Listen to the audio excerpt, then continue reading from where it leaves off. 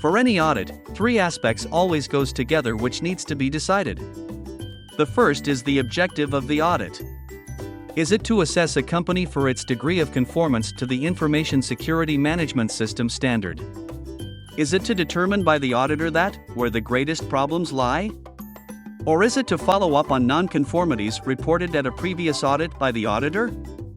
The audit objectives define what is to be accomplished by the individual audit. The second aspect is the scope, which relates to the extent and boundaries of an audit. The audit scope generally includes a description of the physical locations, organizational units, activities and processes, as well as the time period covered.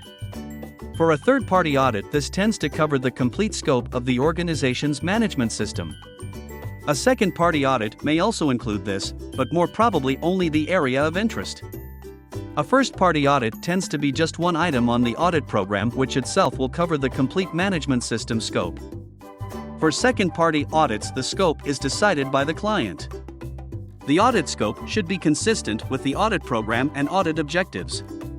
The scope of a management system could be the same as the scope of a second/third-party audit, except for the omission of a time period. The audit criteria are used as a reference against which conformity is determined by the auditor.